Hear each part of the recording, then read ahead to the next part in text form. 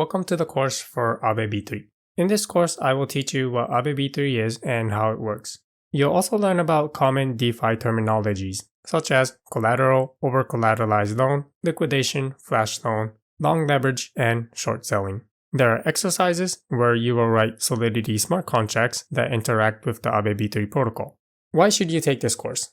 You should take this course to expand your DeFi knowledge. You'll be able to use the knowledge that you learn in this course in audit contests and bug bounties. You can also try building applications and scripts that integrate with Aave V3.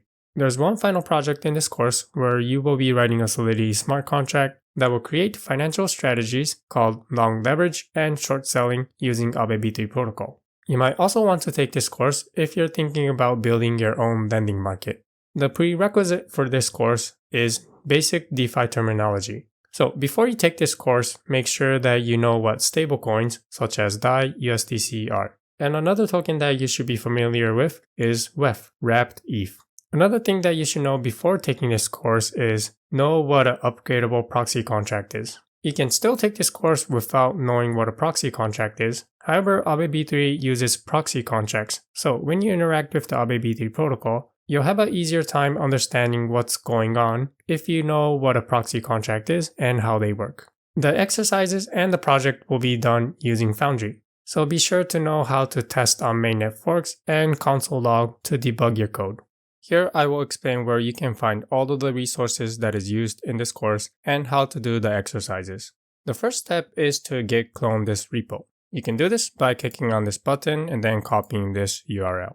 Inside your terminal, type git clone and then paste the URL. This will clone the GitHub repo. Once the repo is cloned, we'll go into it. cd defi Aave V3. The exercises are written in Foundry. It is located under a folder called Foundry. To install the dependencies that are needed to do the exercises, type forge build. And then there's one more setup for you to do the exercises. The exercises will execute code against the mainnet fork. You'll need to prepare a fork URL. There's a file called .env.sample. Inside this, there's an environment variable that you'll need to set. This will be the RPC URL that will be used for the mainnet fork for the exercises. I'm going to show you what my fork URL looks like. cat.env, and here it is. I got the RPC URL from alchemy.com. If you sign up here, you'll be able to get a free RPC URL, which you'll be able to use for the exercises. In this course, the Aave V3 contracts that we'll look at is located under GitHub Aave DAO/Aave V3 origin. In this course, I'll be using diagrams and some Python code to run simulations. All of these resources are under the folder called Notes. To run the Python simulation, you'll need to install a Python notebook called Jupyter. I'll show you the Python simulation in this course, so this is an optional installation. You don't need to install Jupyter to follow most of the course. I'll be showing you how the protocol works by debugging real transactions that were sent to the mainnet. To debug the transaction, I'll be using Tenderly. If you want to follow along, sign up to Tenderly and then go to Dashboard. Paste the transaction hash that you want to debug. Here's the transaction where I supplied DAI to the Aave V3 protocol. Okay, and once the page loads, you can scroll down to see all of the contracts and the functions that were called. Furthermore, you'll also be able to see the parameters that was passed. And if you want to take a look at the code, then you can click on the line to see the actual code that was executed. Tenderly is a helpful tool to do the exercises. By looking at the actual transactions that were sent, you'll have an idea of what parameters to pass and what contracts to call. We'll be using Foundry to do the exercises in Solidity. If you're on Linux, the simplest way to install it is by clicking on this getfoundry.sh link. This will take you to a page showing you the command that you'll need to execute to install Foundry. Simply copy this and then execute it inside your terminal. To do the exercises, navigate to the main page of this GitHub repo for the course. Inside the README file, look for a section called Exercises. For example, here is one, Exercises for supplying tokens to Aave V3. There are 3 links, Exercises, Starter Code, and Solution. Exercises will contain the instructions on how to do the exercise and what to do for the exercise. Furthermore, at the bottom, it will give you the command to execute to see if you have done the exercises correctly. The link to the starter code will contain the code where you will write your code to do the exercises. It will also come with some instructions on what code that you'll need to implement. And finally, if you click on the link solution, you'll be able to see the solution.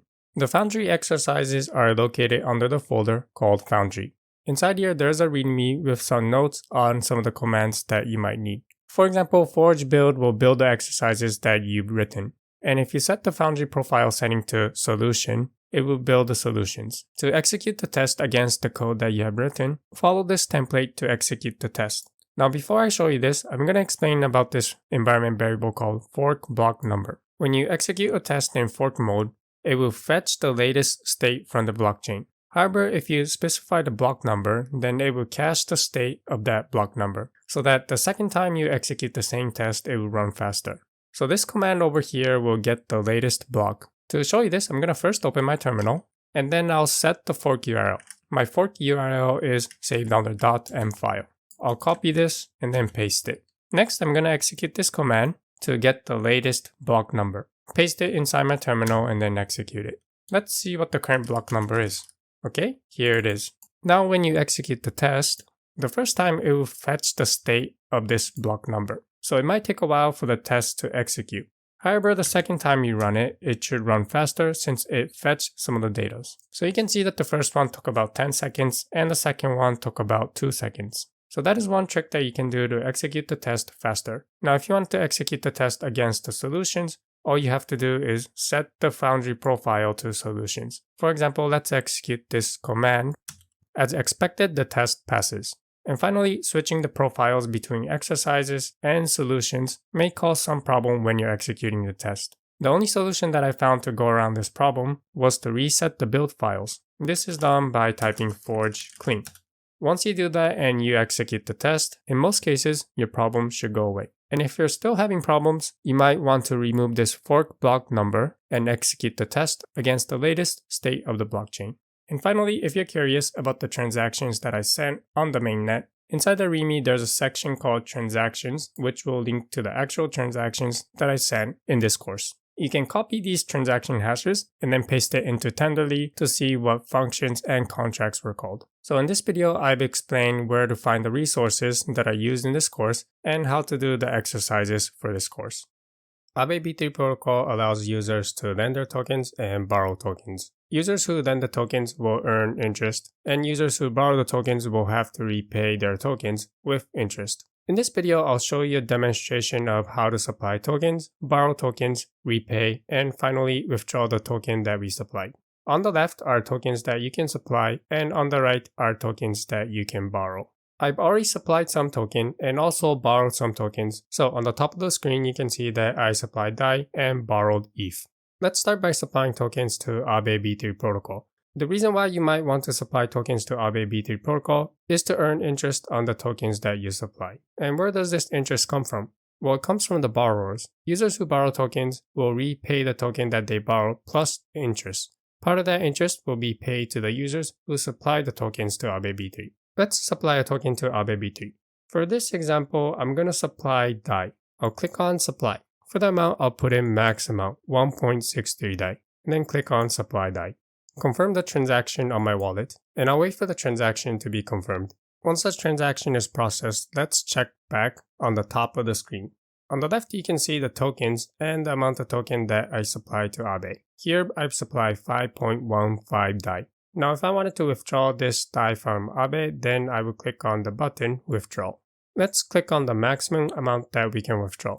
Notice that I've supplied 5.15 DAI, but the maximum amount that I can withdraw currently is approximately 2.77 DAI. Also notice there's a number called health factor. It says that the health factor will decrease from 2.19 to 1.00. The reason why I cannot withdraw all of my DAI from Aave V3 Protocol is because currently I'm borrowing some ETH. When I borrow ETH, this health factor will decrease. When I supply tokens, this health factor will increase. So going back to withdraw again, my current health factor is 2.19. If my health factor is below 1, then my collateral will be liquidated. Collateral is a token that we provide to Aave V3 Protocol, which will allow us to borrow other tokens. In this example, I provided DAI as collateral, and then I borrowed ETH. So the reason why I cannot withdraw all of my 5.15 DAI is because currently I'm borrowing ETH and I need this health factor to remain above 1.0. If I were able to withdraw all of my DAI, 5.15, then my health factor will be below 1.0, which the protocol will not allow me to do. So to keep this health factor above 1.0, the maximum amount of token that I can withdraw is approximately 2.77 DAI. Now let's withdraw the maximum amount of DAI that I can withdraw from Aave V3 protocol. And our transaction went through, and now let's check back on our health factor. Our health factor is 1.01. When this health factor is at or below 1.0, our collateral DAI will be liquidated. Okay, moving on, let's look at some of the tokens that we can supply. Scrolling down, you can see that there are several tokens that you can supply. We've supplied DAI, so let's take a look at the details of this token. Starting from the top, we have reserve size equal to 160.37 million. What is reserve size? Reserve size is the amount of tokens that is supplied to Aave. In this case, this reserve refers to the DAI stablecoin. So the amount of DAI stablecoin that is provided to Aave V3 is $160.34 million worth of DAI. The available amount of liquidity, which is the available amount of DAI that we can borrow, is 44.91 million. The remaining amount, 160.37 minus 44.91, is the amount of tokens that is being borrowed currently. The utilization rate is the ratio of amount of tokens that are currently borrowed. We can do a quick math. The amount of DAI that is supplied is roughly 160 million. Of that, 40 million are still available. 40 divided by 160 is 1 over 4, which is approximately 25%. So there is 25% of the total pool that is available to be lent out. The remaining 75% is already borrowed. 75% is roughly close to 72%. Okay, moving on, let's focus our attention to here. Here I want to quickly explain the difference between APY and APR. APR stands for annual percentage return and APY stands for annual percentage yield. Annual percentage return is the annual interest rate without compounding, and annual percentage yield is the annual interest with compounding. Taking a look at the latest average APR for supply, it is 2.56. So this means that given that the supply APR remains at 2.56 for 1 year, if you were to supply token today and then wait 1 year, your token that you supplied will increase roughly by 2.56%. That's the calculation done with APR. And if you were to do the same calculation with compound interest, your token will roughly grow by 2.57%. Don't worry if you didn't understand the difference between APR and APY. Later in the course, I'll explain them in details. So moving on, we have collateral usage. This means this token, which is DAI, can be used as collateral. Let's look at some of these numbers: max LTV, liquidation threshold, and liquidation penalty. Max LTV. LTV stands for loan to value. The maximum LTV is the maximum amount of loan that you can take out for the value of the collateral that you deposited. Let's say that you deposited 100 DAI and the value of 100 DAI is 100 USD. Since the max LTV is 63%, using DAI as collateral, we can borrow up to $63 worth of other tokens, for example, ETH. So that's max LTV. Next, let's move on to liquidation threshold. Liquidation threshold is the percentage at which your collateral can be liquidated. Remember, loan to value was the ratio of loan, which is debt, over the value of collateral. For liquidation threshold, we take this same LTV. If our current LTV goes beyond 77%, then your collateral can be liquidated. And finally, we have liquidation penalty. Liquidation penalty is the penalty that is paid from your collateral if your collateral is liquidated. For example, let's say that you put in 200 DAI as collateral and 100 of that collateral is liquidated. Since the liquidation bonus is 5%, additional 5% of your collateral will be taken and then be paid out to the account who liquidated your collateral. Basically, this is an incentive for users to liquidate under collateralized debt. Next, we have the borrowing section, which we will come back when I show you an example of borrowing tokens. And finally, we have the interest rate model and utilization rate. Remember, utilization rate means the amount of tokens that are being borrowed out divided by the amount of tokens that are supplied. 72% means that 72% of all of the tokens that were supplied is currently lent out. Let's look at the graph below. This is a graph that describes the borrowing interest rate versus the utilization rate. When the utilization rate increases from 0 to 100, the borrow interest rate will also increase. Basically, this says that the more token is borrowed, the interest rate will also be higher. Now you can see over here that there is an angle where the rate of the interest rate changes. This divide over here is called the optimal utilization rate. The protocol targets the utilization rate to be somewhere close to over here where the interest rate remains low. When there are a lot of users, the utilization rate will go above this optimal usage rate and the interest rate on the borrow will rapidly increase. Okay, so that's interest rate model. Let's go back to the main page. The last feature of supplying tokens to Aave V3 protocol that I want to discuss is called isolation mode. Scrolling down and on the left you see the tokens that you can supply. I have a tag called isolated. See one over here for BAU and we see one over here for USDE. So what is isolation mode? What does it mean when a token says it is isolated? Clicking on the information, it says that isolated assets have limited borrowing power and other assets cannot be used as collateral. So what does this mean? Let's dig a little bit deeper. According to the Aave documentation, what does isolation mode mean? It says that borrowers supplying an isolated asset as collateral cannot supply other assets as collateral. Furthermore, borrowers using an isolated collateral can only borrow stablecoins that has been configured by Aave governance. Going back to the Aave application, if you were to supply BAU token as collateral, then we won't be able to supply other token as collateral. Furthermore, the token that we can borrow is restricted to some of the stablecoins that the Aave protocol has set. Now let's move on to borrowing tokens from Aave V3. Currently, I borrowed approximately 0.00099 ETH from Aave V3. My current health factor is 1.01, so I don't know if I can further borrow any tokens from the protocol, but let's give it a try. Okay, so it looks like I cannot borrow any tokens, so what I'm gonna do is supply some DAI to increase my health factor. This will increase the health factor from 1.01 to 2.20.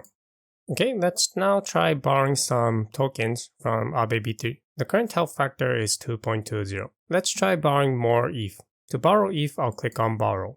Let's put in the max amount, and you'll notice that the health factor is going to decrease from 2.20 to 1.22. If we were to borrow less, let's change this to 0.001, then you'll notice that the health factor only decreases from 2.20 to 2.00. In other words, the more you borrow, the lower your health factor becomes. So let's try borrowing max. I'll click on max.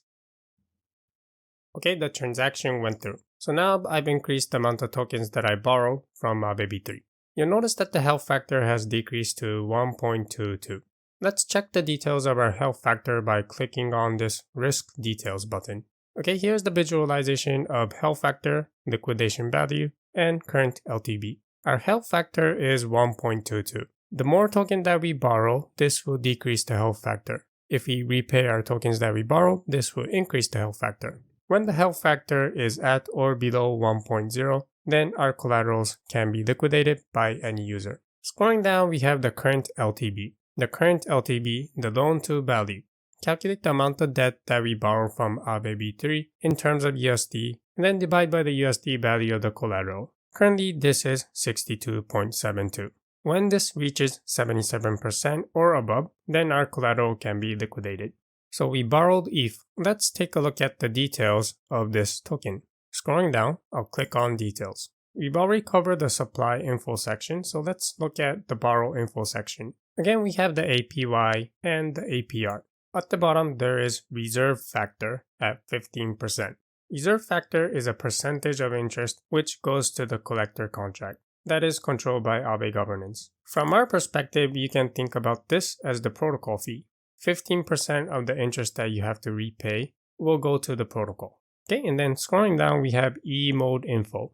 E-mode increases your LTV for a selected category of assets, meaning that when E-mode is enabled, you will have a higher borrowing power over assets of the same E-mode category. Okay, but what does this mean? Let's check the official documentation. E-mode allows borrowers to extract the highest borrowing power out of their collateral when supplied and borrowed assets are correlated in price. For example, if you were to supply ETH as collateral and then borrow a derivative of ETH such as STETH, then we can enable E-mode, which will give us more borrowing power.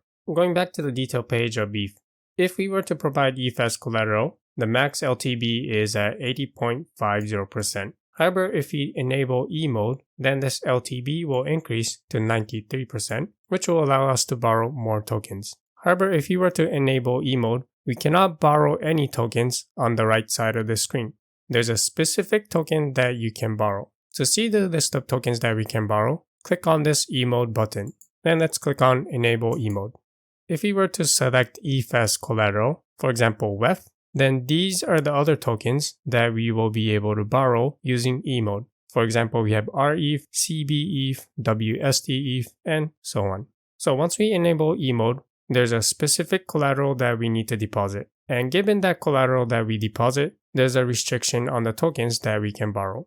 The collateral and the tokens that we can borrow are listed over here. And the reason why you might want to enter E mode is because it will increase the LTV. It will allow us to borrow more tokens. Okay, and finally, let's repay some of the tokens that we borrowed. To repay, I'll click on Repay. Let's try repaying all of the tokens. And then I'll click on Repay. Okay, we now repaid the ETH that we borrowed. And this completes the demonstration of how to use the Aave V3 protocol. In this video, I'll explain the difference between APR and APY. APR stands for Annual Percentage Rate. It's the interest rate over a year without compounding. For example, let's say that the daily interest rate is 0.07% and you borrow $5. To calculate the interest rate after 1 year, we first need to calculate the debt after 1 year. Compare this with the amount that we borrowed, $5, and then divide by this amount. This will give us the interest rate after 1 year. So let's first calculate the debt after 1 year. On the day that we borrowed, the debt that we owe is $5. Since the daily interest is 0.07%, this will come into effect after 1 day has elapsed. So after 1 day, the amount that we owe is $5 plus 0.7% on that $5. Therefore, after 1 day, the debt that we owe is the $5 that we borrowed initially plus 0.07% on the $5 that we borrowed. 1 day after this, we do the same thing. The amount that we owe is the previous amount that we owed, and to this, we add the daily interest. The amount that we initially borrowed is $5. The daily interest is 0.07. Multiply these two, and then we add it to our debt. This is the amount of debt that we owe after 2 days has elapsed. We keep doing this until 1 year has elapsed. After 365 days, this is the total amount of debt that we owe. Now, since in each of these terms there's a $5, we can simplify this equation. We will have $5, the amount that we initially borrowed, multiply this by 1, plus the interest after 1 day, and the interest after 2 days, and so on until 365 days has elapsed. So this is the debt that we owe after 1 year. To calculate the APR, we need to take the difference of debt after 1 year and our initial debt, $5, and then divide by the initial debt. This will give us the percentage on how much the debt has increased. In other words, it will give us the interest rate after 1 year. We first take this amount, which is equal to the initial amount that we borrowed, multiplied by 1 plus the daily interest rate, multiplied by 365 days. And then we minus the initial amount, $5, the initial amount that we borrowed. And then we divide this by the initial amount that we borrowed. Now the $5 on top and the $5 over here and this one all cancel out. So this will be equal to the daily interest rate multiplied by 365 minus 1. Furthermore, the 1 over here and the 1 over here cancel out and we're left with this term over here. So the APR is equal to the daily interest multiplied by 365 days, which is equal to 0.2555. which is equal to 25.55%. From this example, let's come up with a generalized equation. Let's name R to be the periodic interest rate. In our example, this R will be this 0.07% daily interest rate. And then let N be the number of periods in a year. In our example, this was 365 days. Now we could also say that the period is 1 second. Over here, we could have said that 0.07% per second interest rate. And in that case, this N will be the number of seconds in a year. Now to calculate APR, all we had to do was multiply these two numbers, R and N, which you can see over here. We multiply the daily interest rate by the number of days. So this is the equation for APR. Next, let's move on to APY. APY stands for annual percentage yield. It is the interest rate over a year with compounding. In APR, we took the interest rate over a year without compounding. For APY, we take the interest rate over a year with compounding. Let's look at an example. Let's say that the daily interest rate is 0.07%. We borrow $5. To calculate the interest rate over a year, we need to compare the difference of the debt when we took out and after 1 year. And then we need to calculate how much the debt has grown. This will give us the interest rate over a year. So to do that, we first need to calculate the debt after 1 year. The debt on the day that we borrow is $5. We borrow $5, the interest rate takes into effect after 1 day has elapsed, so the amount that we owe is exactly $5. After 1 day has passed, the amount that we owe is the $5, and to this we'll need to add the interest rate, 0.07%. So $5 that we owe, 5 times 1, plus the interest that we owe, 5 times 0.0007. This is the debt after 1 day. Now the amount of debt that we owe on the next day is the amount of debt that we owed on the previous day, and to that we apply the daily interest rate. In our example, the amount of debt that we owe on the previous day is this much amount. To this, we apply the daily interest rate of 0.07, so we multiply this by 1 plus 0.0007. We do the same after 3 days has elapsed, 4 days has elapsed, and so on, all the way up until after 360 days has elapsed. Since we're multiplying 5 by 1 plus 0.0007 365 times, we can simplify this equation to be equal to 5 times 1 plus 0.0007 raised to the power of 365. So this is the debt that we owe after 1 year. Let's now calculate the APY, the interest rate after 1 year. And to calculate the interest rate after 1 year, we need to compare the amount of debt that we owe initially and the amount of debt that we owe after 1 year. Divide this by the amount of debt that we initially owed, and this will give us a rate telling us how much the debt has grown. So the debt after 1 year is this number. Compare this with the debt that we initially owed. Divide this by the initial debt, $5. The $5 on top cancels out with the $5 on the bottom. And this equation will simplify to 1 plus 0.0007 raised to 365 minus 1. So APY is equal to this equation, which is approximately equal to 0.29099, which is equal to 29.099%. Now let's come up with a general equation. We first started out with the periodic interest rate R. In our example, this R was 0.07% daily interest. And then we raise this to the power of n, where n is the number of periods in a year. The number of days in a year is 365, so in our example, this n is 365. Now if R was a rate that was to be applied every second, then this n will be the number of seconds in a year. And then finally, we minus 1. This is a general equation for APY. So in summary, APY is the interest rate after 1 year with compounding, and APR is the interest rate over a year without compounding.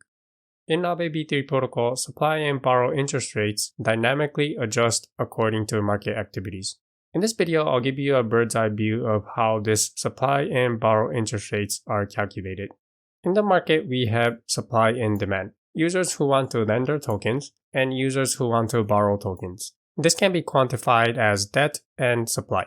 Debt will be the amount of tokens that the users borrow plus the interest that they'll have to repay. And then the total supply of the tokens will be the current amount of tokens that are inside the Aave V3 protocol plus any amount that was borrowed plus the interest that the borrowers will have to repay. We calculate this ratio and this will be a number between 0 and 1. Inside Aave V3, this is called a utilization rate. This utilization rate is used to calculate the borrow interest rate. And then from the borrow interest rate, the supply interest rate is calculated.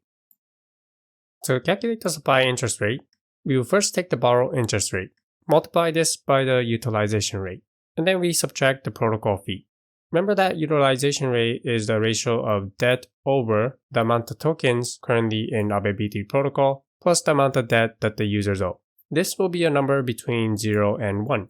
When the utilization rate is equal to 0, the supply interest rate will also be equal to 0. And when the utilization rate is equal to 1, Assuming that the protocol fee rate is equal to 0, then the supply interest rate will be equal to the borrow interest rate.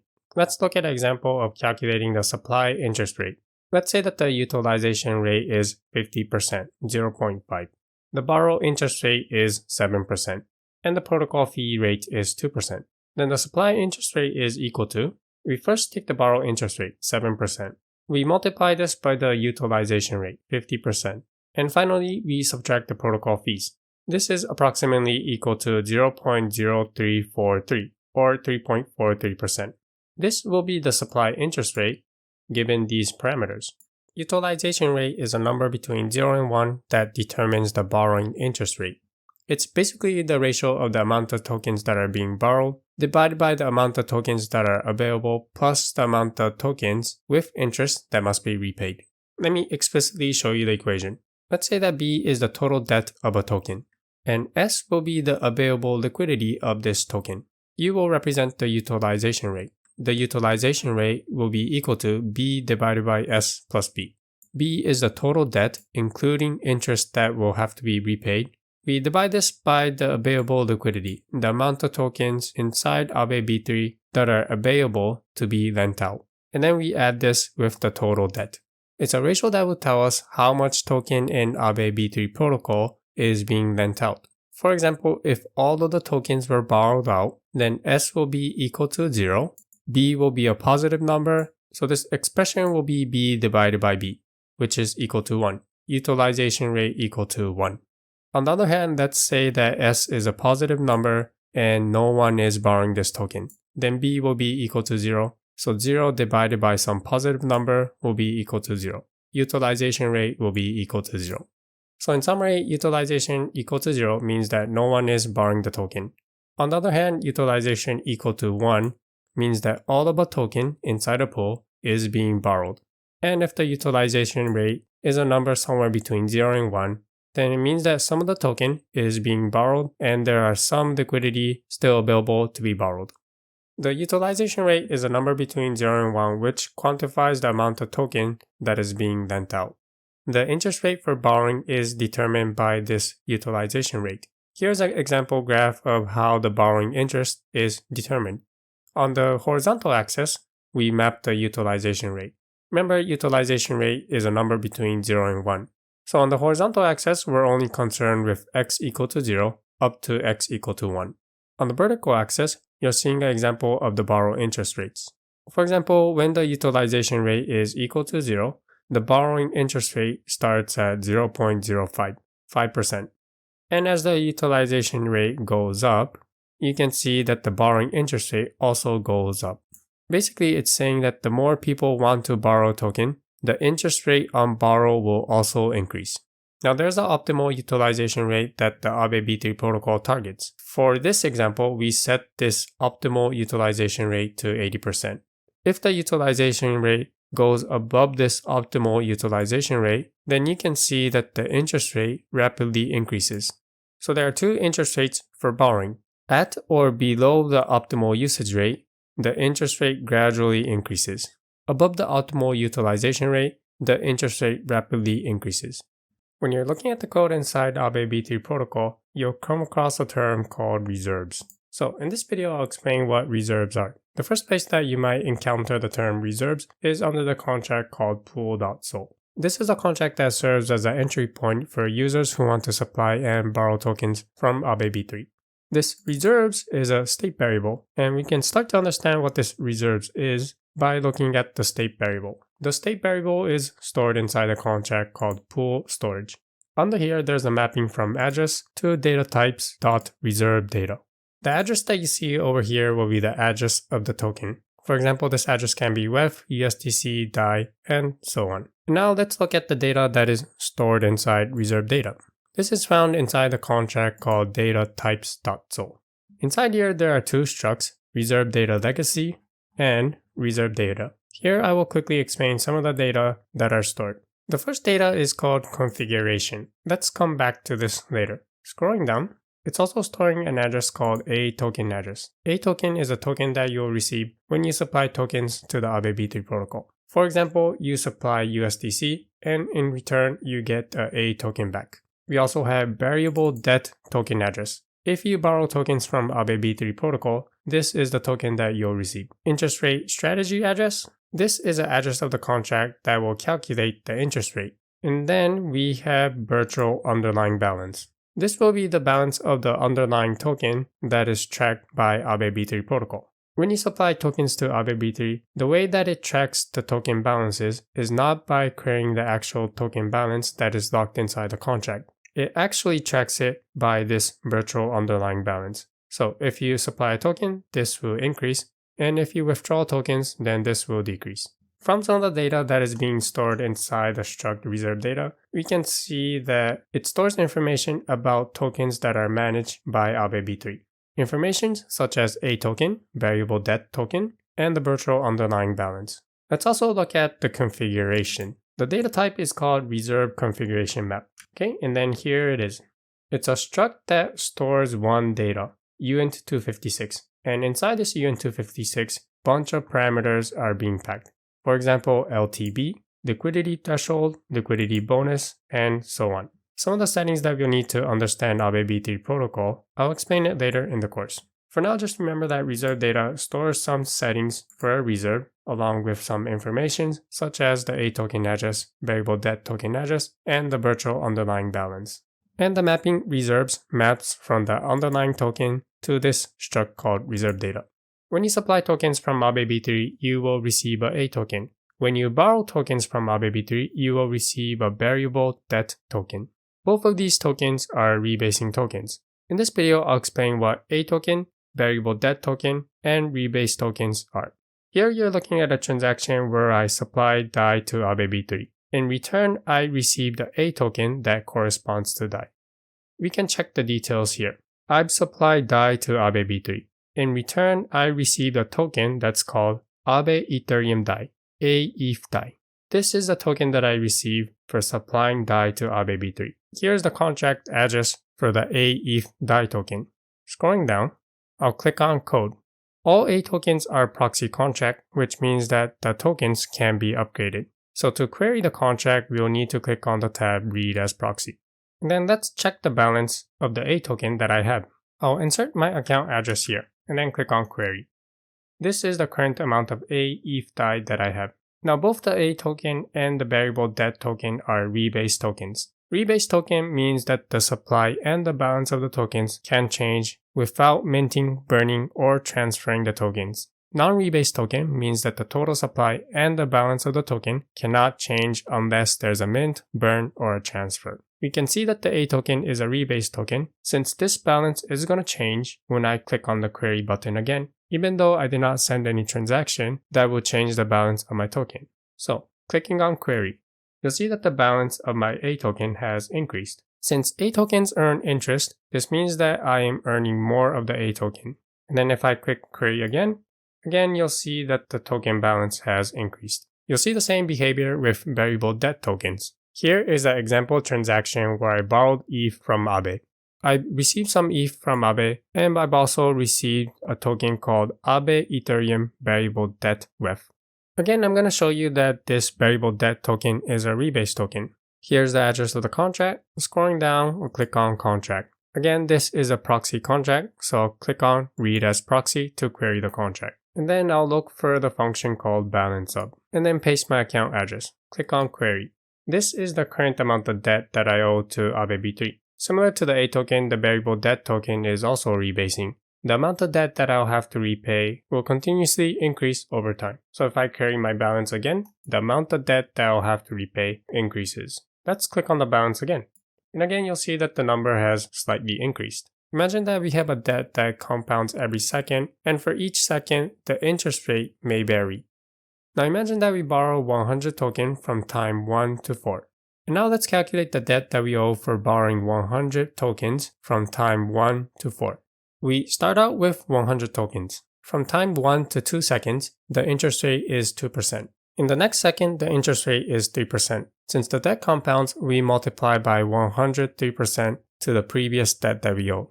And finally, from time 3 to 4, the interest rate is back to 2% again. The debt compounds, so to the previous debt that we owe, we multiply this by 102%. This is the amount of debt that we owe, considering that the interest rate changes every second. Let's now generalize this equation. Since the amount of tokens that we borrow can vary, let's replace our 100 with a variable called x. For each second, the interest rates can also vary. Let's replace the actual interest rate that we used in this example with variables. We can also borrow for a longer duration. So let's extend this equation to include the compounding interest rates that would have applied if we borrowed for a longer duration. We can also start borrowing at a different time. Instead of time equal to 1, we could have started at time equal to k. So let's replace the index 1 with k, 2 with k plus 1, 3 with k plus 2, and so on. And this is our final form of equation if we were to borrow x amount of tokens at time equal to k, and then borrow it up until time equal to n. If you were to write this in Solidity code, then we would first get the current debt of the user and the timestamp when this user started borrowing. We also need the current timestamp, and then to calculate the amount of debt that this user will have to repay, including interest rates, then we'll need to run a for loop from time equal to k and all the way up to time less than n. For each iteration, we'll need to multiply the current debt by the interest rate at time t. Let's say that the interest rate has 18 decimals. Then we'll have to divide this rate by 1e18. Hence, if you borrow for 1 second, this for loop will run once. If you borrow for 10 seconds, it will run 10 times. And if you borrow for 1000 seconds, the for loop will have to run 1000 times to calculate the amount of debt that the user owes. The calculation becomes more expensive gas-wise as the duration of the debt increases. So we need a more efficient way to calculate the amount of debt that the user owes, given that the interest rate every second may change. Luckily, there is a solution. By rewriting this equation in another way, we can re-implement the code that calculates the amount of debt that the user owes in a more efficient manner. The first step is to define a function that multiplies all of the interest rates starting from time equal to 0 all the way up to now. We'll call this function the rate accumulator function, and we'll denote it as capital R of n. And now let's rewrite the equation that expresses the amount of debt that a user owes using this rate accumulator function. We first multiply the equation on the bottom with rates starting at time equal to 0 all the way up to time equal to k minus 1. And then we divide this by the same rates that we multiplied. Rates from time equal to 0 to k minus 1. Since we're multiplying and dividing by the same numbers, this equation still expresses the amount of debt that the user owes. But now we can rewrite the equation using the rate accumulator function. The top part multiplies the rates from time equal to 0 all the way up to n minus 1. This is the same as the rate accumulator up to n minus 1. And then the bottom rates are multiplied from time equal to 0 all the way up to k minus 1. This is the same as evaluating the rate accumulator at k minus 1. Using the equation on the right, we can re-implement our code in a more efficient manner. Going back to our example, let's rewrite this debt using the rate accumulator function. The amount of debt including interest that they owe can be expressed as 100 multiplied by the rate accumulator at n minus 1 divided by the rate accumulator at k minus 1. Where k is the time that the user took out this loan and n is the time that the user repaid the loan.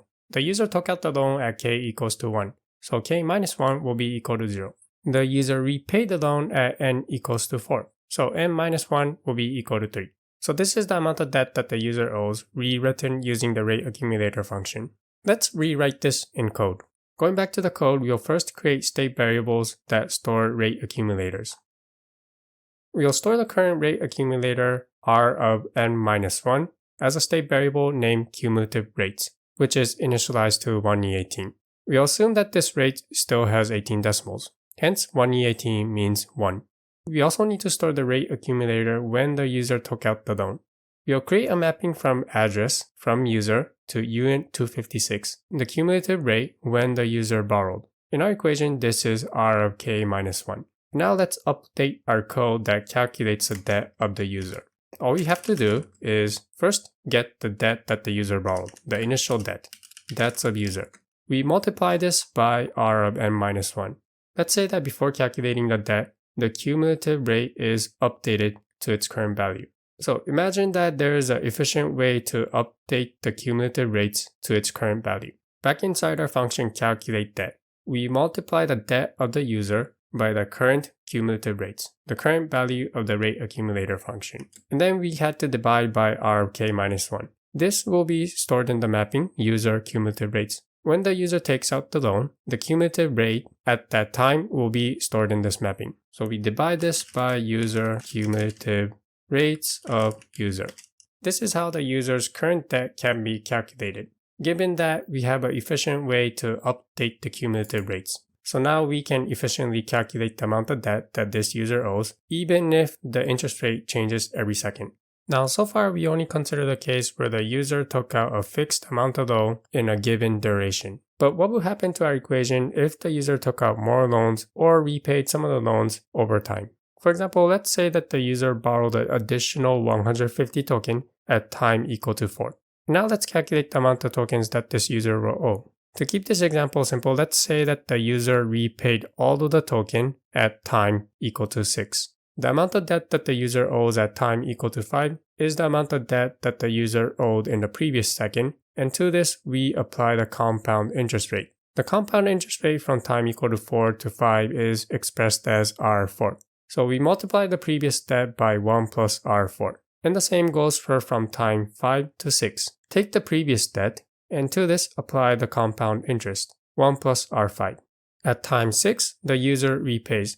Let's now calculate the amount of debt that this user will have to repay. We'll rewrite this equation. Multiply the two terms on the left by 1 plus R4 multiplied by 1 plus R5. Notice the left term, rate accumulator at time 3 multiplied by 1 plus R4 multiplied by 1 plus R5. This is simply equal to the rate accumulator at time 5. We'll also rewrite the term on the right using the rate accumulator function. This user took out an additional loan of 150 tokens at time equal to 4. So the bottom rate accumulator that we need to evaluate is at 4 minus 1, which is equal to 3. The loan was repaid at time equal to 6. So the top rate accumulator that we need to evaluate is 6 minus 1, which is equal to 5. Now notice that both the terms are multiplied by rate accumulator at time 5.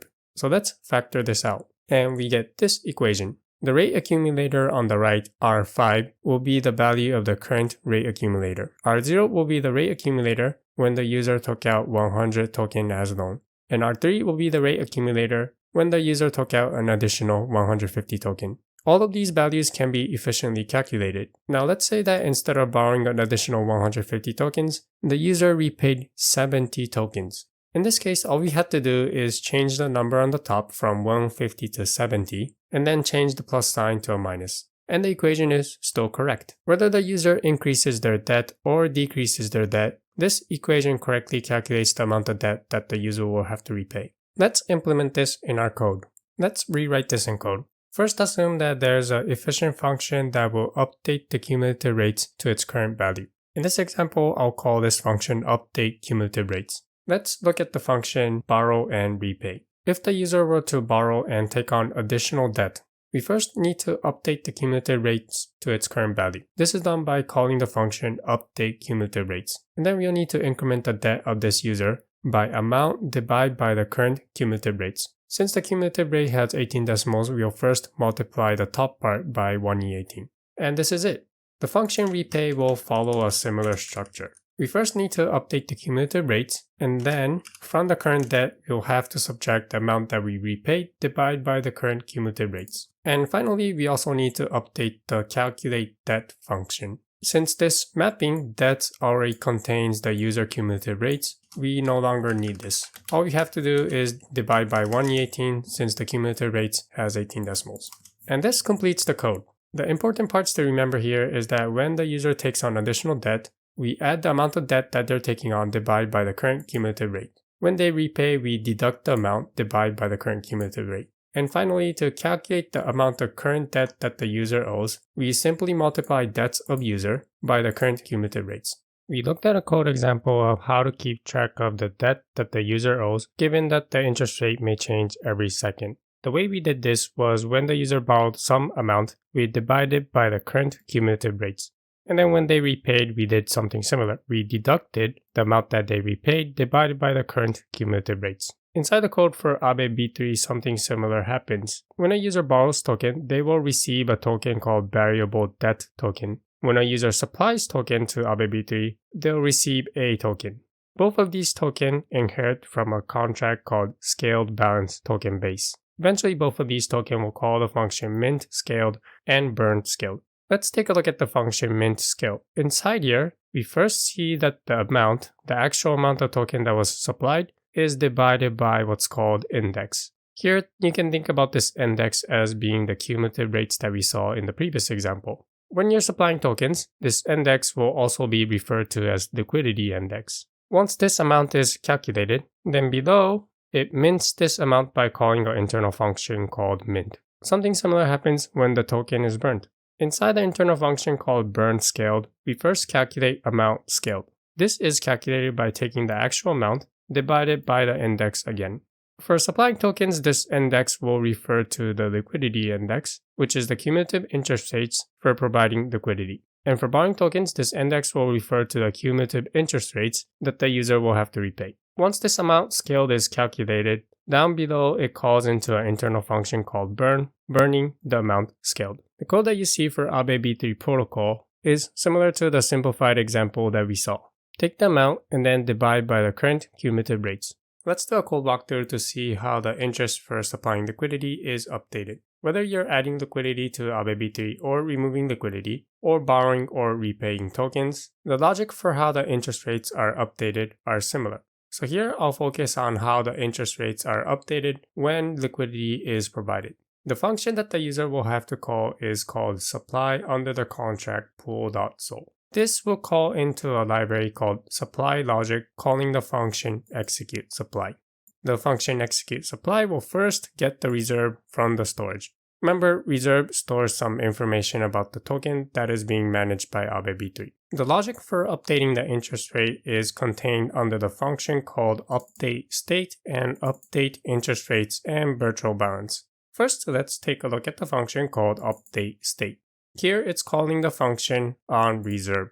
This function is declared inside another library called reserve logic. Inside here, it calls an internal function called update indexes. This will update the two indexes, liquidity index and borrow index. Liquidity index is the cumulative interest rates for providing liquidity. It's the multiplication of all of the interest rates for providing liquidity. Similarly, borrow index is the multiplication of all of the interest rates on borrowing.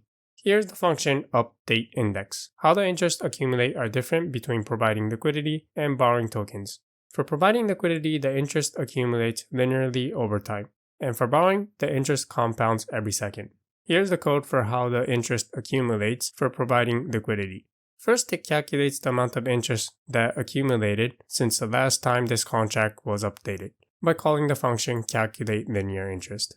After this cumulated liquidity interest is calculated, it is multiplied to the current liquidity index. Remember that liquidity index represents the cumulative interest rates. It's the multiplication of all of the interest rates since this contract was deployed. This is how the next liquidity index is calculated. You'll see a similar thing happening for borrow index. The next variable borrow index is calculated by taking the current variable borrow index and then multiplying by the cumulated variable borrow interest. This cumulated variable borrow interest is calculated by multiplying the interest rate every second since the last time this contract was updated. In other words, it's a compound interest. So this is the function update indexes. Going back to the function update state, we just covered the function update indexes, which updates the liquidity index and the variable borrow index. So now let's go back to the supply logic. The next part that I want to cover is called update interest rates and virtual balance. So we'll need to go back to the reserve logic library again. Here's the function update interest rates and virtual balance. This function will calculate the next interest rates given the current amount of tokens that are being supplied and the current amount of tokens that are being borrowed. This logic is under the function called calculate interest rates, and it calls an interface called iReserve interest rates. There's a default contract called a default reserve interest rate strategy B2, which calculates this interest rate. Let's look at this contract. Okay, here's the function calculate interest rates. Inside here, it first calculates the utilization rate, borrow usage ratio, and supply usage ratio. And from this usage ratio, it calculates the borrow interest rate. The logic for this is contained over here.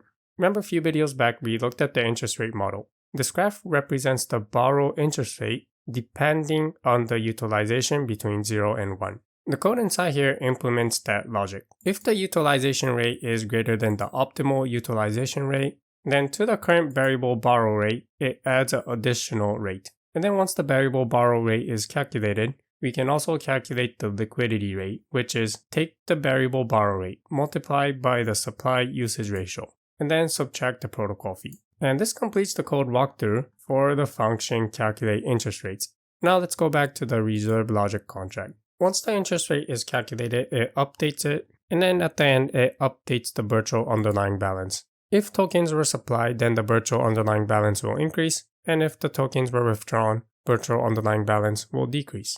After the liquidity and the borrowing indexes are updated, and the interest rates are also updated, it finally calls the function mint on the A token address. The A token is a token that is minted when you supply tokens to Aave V3. This token inherits from another contract called scale balance token base. We've already seen this contract. When the function mint is called, it eventually calls a function called mint scaled. And inside here, we see that the amount is divided by the current liquidity index to calculate amount scaled, and this is the amount that is being minted. And that completes the code walkthrough for the function supply. In summary, what you'll see when you look at the code for withdrawal, borrow, or repay is that it first updates the state, updates the indexes for liquidity and borrow. Next, it will calculate the interest rates for borrowing and providing liquidity. And then it will call the function mint or burn on the scale balance token base. The way that the Aave V3 contracts are organized is the following.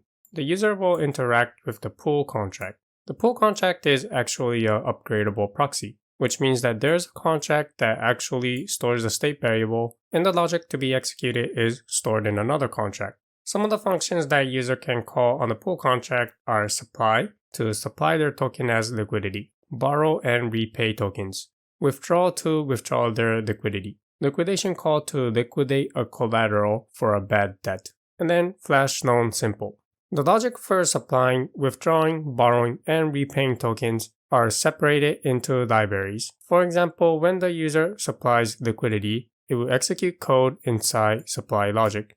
When the user borrows, it will execute code inside borrow logic. In both cases, it will also update the state of the reserves. Therefore, it will also execute some code logic inside reserve logic. Now, these are code to be executed, but the actual data, the actual state variable, will be stored in the pool contract. Furthermore, the code logic for reserve configuration and user configuration is stored in another library.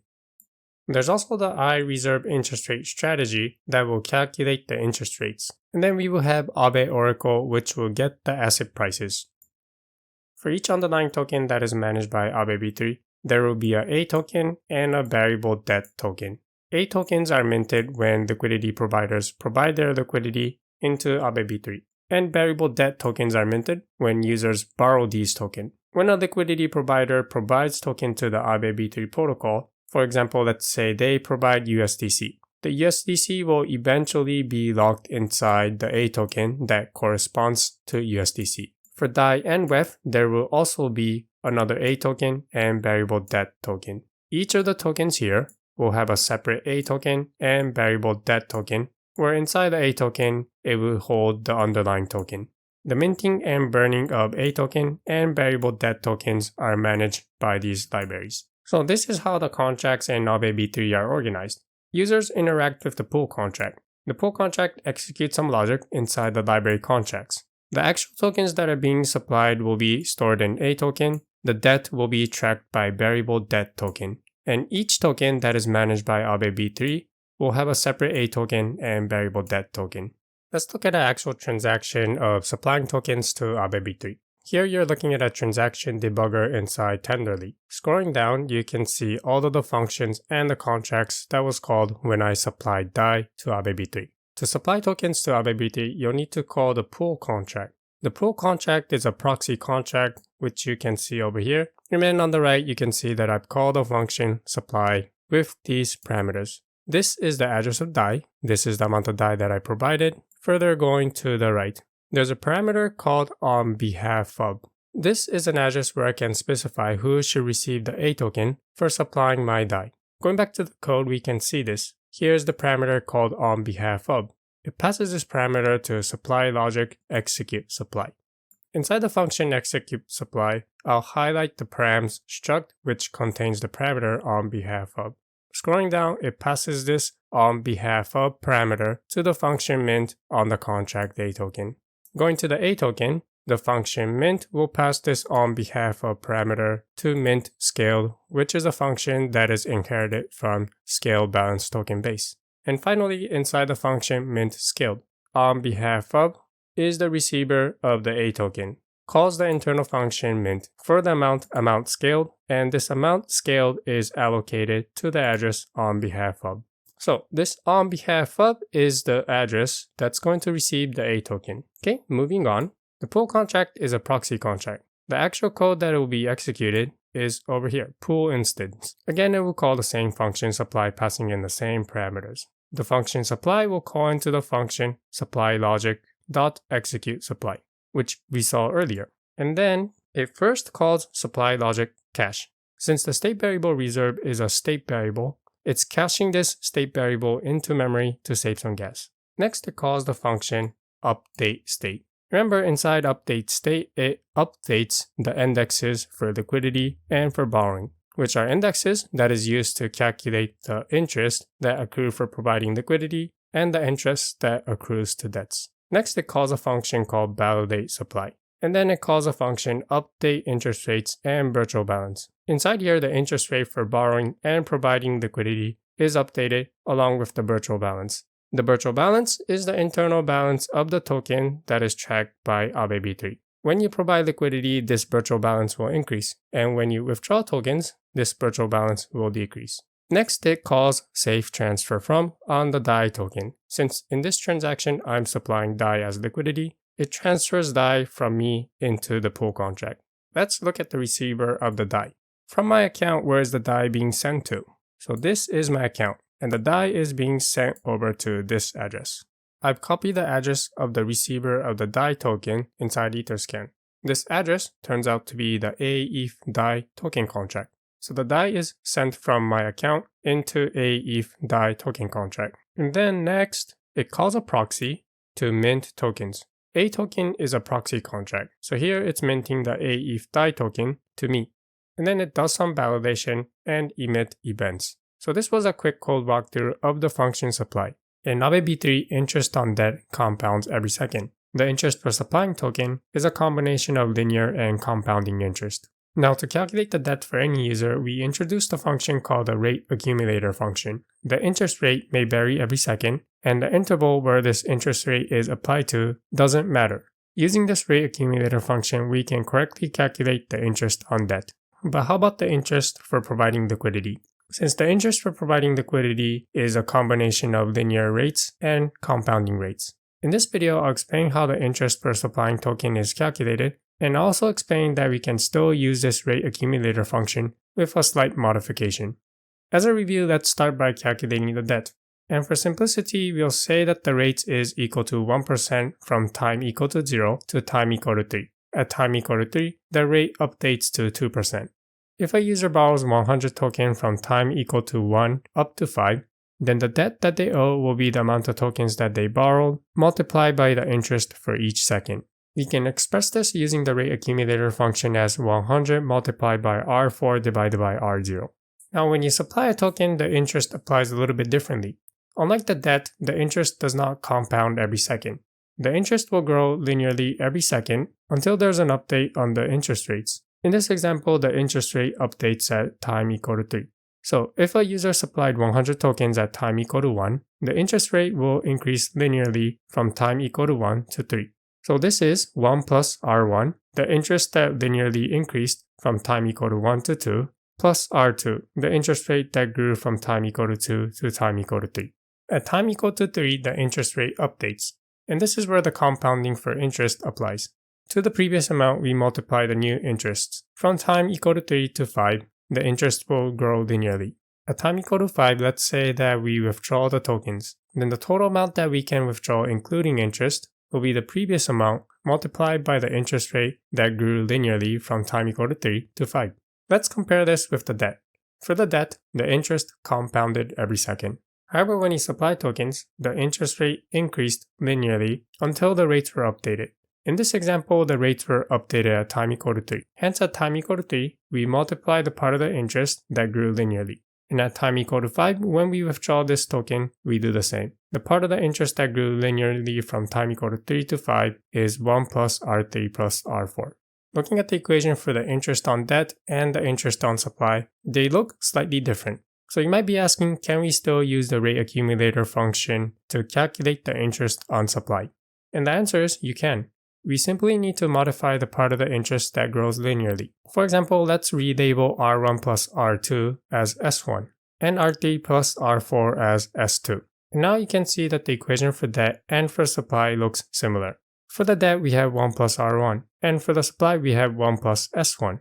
The next terms are 1 plus R2 for the debt and 1 plus S2 for supply. The final step is to redefine the rate accumulator function for supply. Instead of multiplying all of the rates per second, we multiply the sum of the linear interest. We'll relabel this as S sub n, and this is equal to 1 plus S0 multiplied by 1 plus S1 multiplied by 1 plus S2, and so on. Each S sub I here will represent the accumulation of the linear interest between updates. And finally, we can rewrite the amount of tokens that we will receive, including interest, using the rate accumulator function.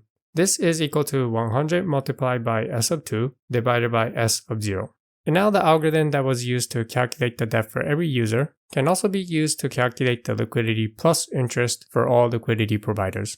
Here is an example transaction where I borrowed DAI from Aave V3. Let's look at some of the contracts and the functions that are called when the function borrow is executed. I'm inside the Tenderly transaction debugger and I pasted the transaction hash inside here. Scrolling down, you can see all of the contracts and the functions that were called along with the parameters that were passed. So this is really helpful to understand how the contract works. The function borrow first calls a proxy contract. The pool contract is a proxy contract, hence you're seeing the name of the proxy contract instead of the pool contract. On it, it calls the function borrow, passing in the parameters, the asset that you want to borrow. In this case, this is DAI, the amount of DAI that I want to borrow, and other settings. The interest rate model is set to 2, where 2 means that the interest rate model is variable debt. Before the current version, there was another interest rate model for the stable debt. However, in the current version, there is only variable debt. So, variable debt interest rate model will be equal to 2. And then scrolling to the right, there's another parameter called on behalf of. This parameter allows us to borrow debt on behalf of another user. For example, let's say that Alice approves Bob to take on debt on her behalf. Then for this parameter, if Bob was to call this function, he will set this parameter on behalf of to the address of Alice. Since Alice has approved Bob to take on debt on her behalf, he'll be able to take out loan and the debt will be allocated to Alice. Let me show you this in code. Inside the function borrow for the contract pool, here we have a parameter called on behalf of, which is passed to the function execute borrow on the library contract borrow logic. Inside the library contract borrow logic and inside the function execute borrow, let's highlight the params struct and then look for the parameter called on behalf of. Scrolling down. Okay, here it is. When we borrow tokens from Aave, it will mint a I variable debt token. It calls the function mint and then passes in several parameters. User, this user will be message sender, the account that called into the function borrow. On behalf of is the parameter that we're interested in, and there are other parameters. Let's take a look at the contract variable debt token. Okay, here it is, the function mint.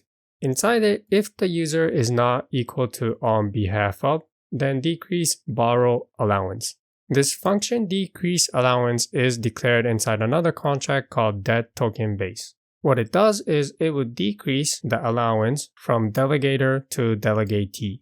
If Alice had allowed Bob to take debt on her behalf, then the delegator will be Alice and delegatee will be Bob. Alice approves Bob to take on debt, which is specified by the amount. If the user is not equal to on behalf of, if the caller is not equal to on behalf of, then decrease the borrow allowance. And then it will call the function mint scaled. The function mint scaled is declared inside the contract scaled balance token base. In our example, Alice approved Bob to take on debt on her behalf. So this parameter on behalf of will be Alice. The internal function mint is called on behalf of. This is the address that's going to be receiving the debt token. In our example, this on behalf of will be Alice. Alice takes on the debt, however, Bob is able to borrow the tokens. In Aave, this feature is called credit delegation. It allows users to give credit to other users so that they can borrow tokens using your credit. Going back to the transaction debugger, let's look at the rest of the functions that are being called. Since the pool contract is a proxy contract, it will call the function borrow on the implementation contract, pool instance, passing in the same parameters. And then moving on, it eventually calls into the library borrow logic and calls the function execute borrow. Inside the function, it first caches the state variable reserve to save gas, updates the state. We've already seen when we did a code walkthrough for the function supply that the function update state will update the liquidity and the borrow index. And then later on, you'll see that it updates the interest rates and the virtual balances. In between these calls, it will mint the variable debt and transfer the token out to the caller who wants to borrow that token. The variable debt is minted over here.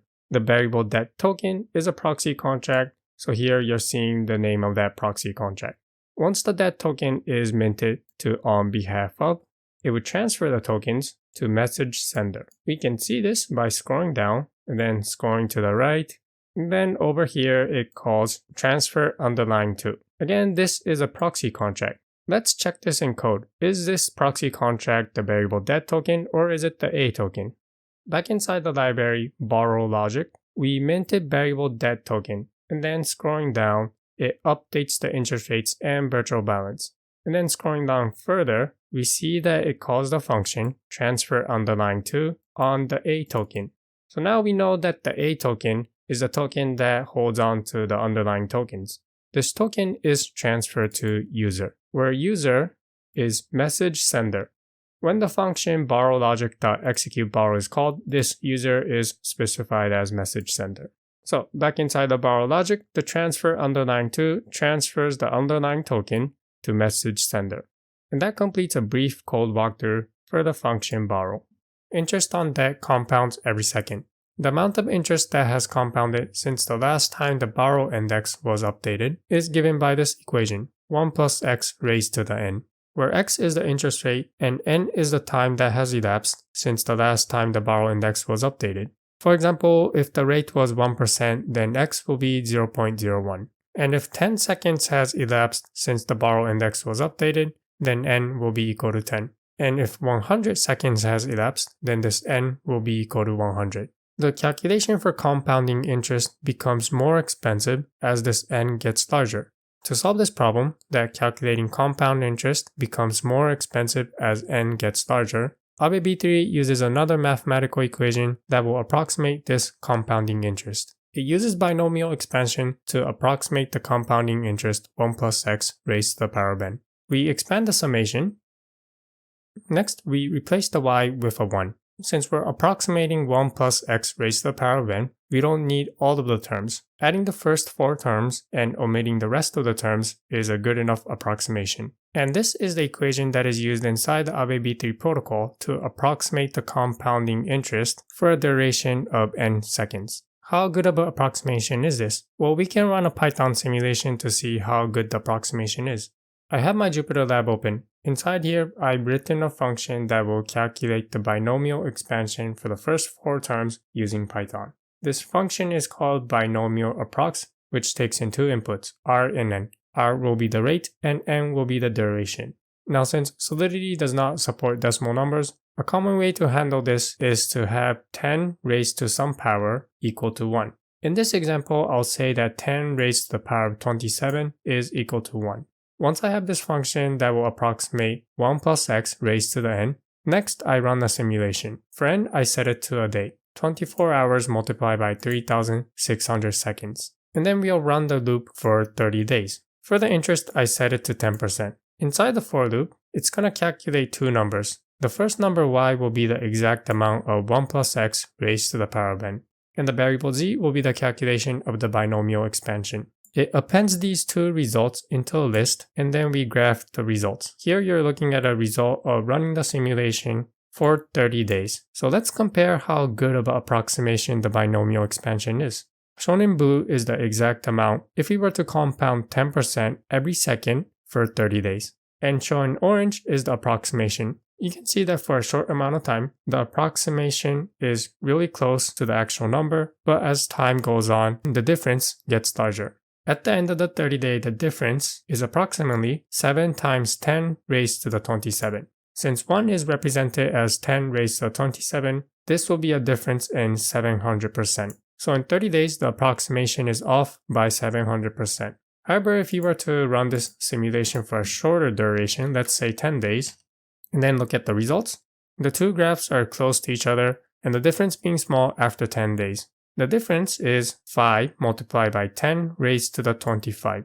10 raised to the 27 is 100%. 10 raised to the 26 is 10%. So 10 raised to the 25 is 1%.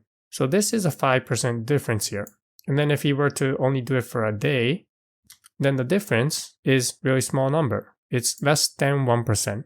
So in summary, we saw that the binomial expansion is a good approximation to 1 plus x raised to the n, given that we run the simulation only for a day and the rate is 10%. When it comes to borrowing tokens on Aave, or when you're looking at the code that implements the logic for borrowing, you might come across a term called reserve factor. So in this video, I'll explain what reserve factor is.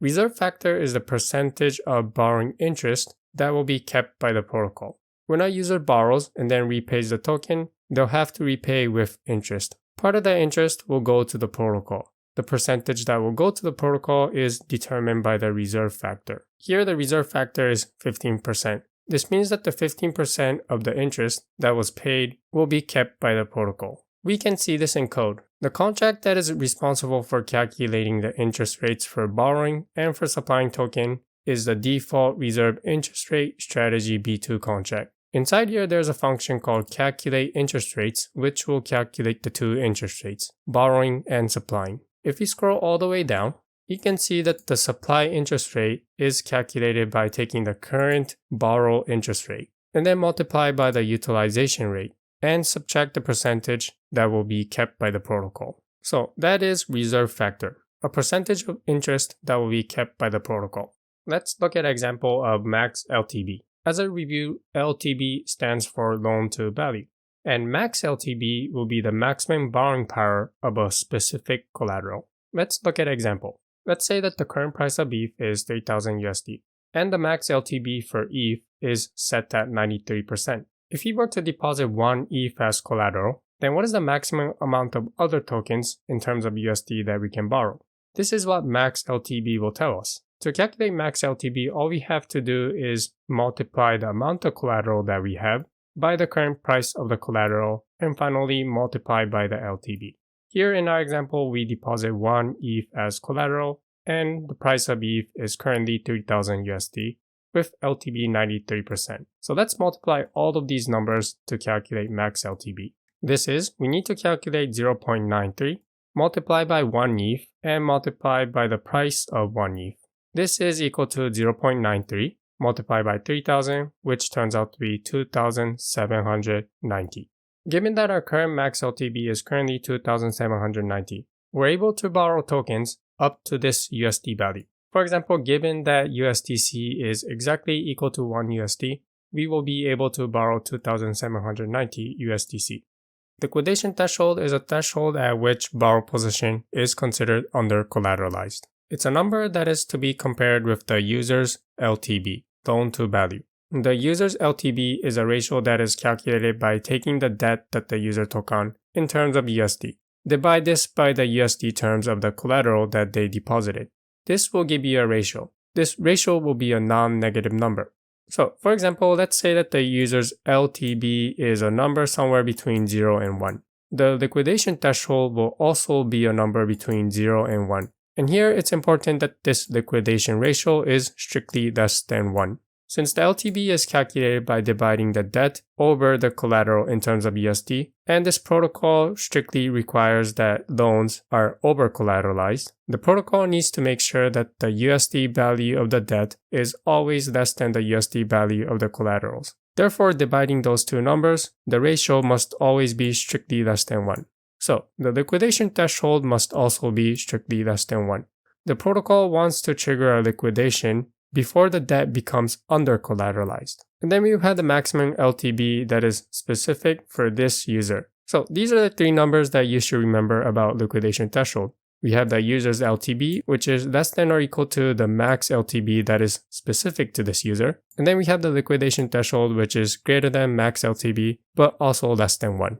The health factor is the single most important number that you need to pay attention to when you borrow tokens from Aave. Health factor less than 1 means that your collateral can be liquidated, so it's important to keep your health factor above 1. Here I will explain how the health factor is calculated. To calculate the health factor, we first need to calculate the average liquidation threshold. It's basically the weighted sum of all of the liquidation thresholds where you deposited a collateral. To calculate this, let's denote CR of U to be the USD value of the collateral locked in reserve R by user U. We'll denote BR of U to be the debt in USD from reserve R by user U. For example, let's say that Alice deposited 1 ETH as collateral when the price of ETH is 3,000 USD. Then C of ETH for Alice will return 3,000. As another example, if Bob deposited 1,000 USDC as collateral, then this CR of U will be C of USDC for Bob will return 1,000 USD. Let's move on to the example of BR of U. Let's say that Alice borrowed 1,000 USDC. Then this R will refer to USDC, this U will be Alice, and this value for USDC for Alice will return 1,000. She borrowed 1,000 USDC. Given that 1 USDC is exactly equal to 1 USD. All of the reserve have a specific liquidation threshold that is unique to that reserve. For example, ETH might be liquidation threshold at 77%, and USDC might have a liquidation threshold at 80%. We'll denote the liquidation threshold that is specific to reserve R as L of R. Given these notations, we're now finally ready to define what the average liquidation threshold for user U is. Let's denote this as L of U. The average liquidation threshold for user U is calculated by taking the weighted sum of the collaterals that this user deposited. For each collateral, we multiply that by the liquidation threshold of that collateral. And then we divide by the total USD value of the collateral that this user locked. This is how the average liquidation threshold for user U is calculated. This average liquidation threshold will be used in the next step to calculate the health factor. We'll denote H of U to be the health factor of user U. The health factor is calculated by taking the average liquidation threshold of this user U. Multiply this by the total USD value of the collateral that this user deposited, and then divide by the total USD value of the debt that this user took on. This is how the health factor is calculated. If this health factor is less than 1, this user's collateral can be liquidated. Now let's try to understand how the number that is calculated from this equation will behave as the price of the collateral goes up and down and as the price of the debt goes up and down. Remember that when a user borrows, their health factor must be above 1. For simplicity, assume that this liquidation threshold is 1 or 0.5. They're easy numbers to use. And now let's consider this part of the equation. Let's say that Alice deposited ETH as collateral. That's the only collateral that she deposited. And then borrowed USDC. So we're only concerned with 2 tokens, ETH on top and USDC on bottom. Let's say that the price of ETH is 3,000 USD and Alice deposited 1 ETH. Let's also say that the price of USDC is $1 and Alice took out a loan of 1,000 USDC. So now you can see that on top, this will be 3,000 since she deposited 1 ETH when 1 ETH is exactly equal to 3,000 USD. She took out a loan worth $1,000. 3,000 divided by 1,000 is 3. So currently, her health factor will be equal to 3. Now let's consider the case if the price of ETH goes down. Let's say it goes down to 1 ETH equal to 500 USD. So now on top you have 500 USD and on the bottom the debt is still 1,000 USD. This is 500 divided by 1,000 which is equal to 0.5. Her health factor is now below 1. It is equal to 0.5. And for simplicity here, I assume that the liquidation threshold was equal to 1. You can see from this example that when the price of the collateral goes down, the health factor will also go down. when the price of the collateral goes up, the health factor will also go up. And likewise, when the price of the token that you borrowed goes up, the health factor will go down. And when the price of the token that you borrowed goes down, then the health factor will go up. When you want to repay the tokens that you borrow, you'll need to call the function repay on the contract pool.sol. The amount to repay is specified by this parameter called amount. If you wanted to repay all of your debt, then you cannot simply specify the current amount of debt that you owe. Since the variable debt token is a rebase token, the amount of debt is continuously increasing. The amount of debt that you need to repay when you send a transaction will be slightly lower than the actual amount of token that you'll need to repay when the transaction is executed. So let's see how we can specify this amount so that we can pay all of our debt. The function repay executes another function called execute repay under the library contract borrow logic. Inside the function execute repay, I'm going to highlight the struct called params. This is the parameter that was passed from the pool contract. So going back, we're concerned with a parameter called params.amount.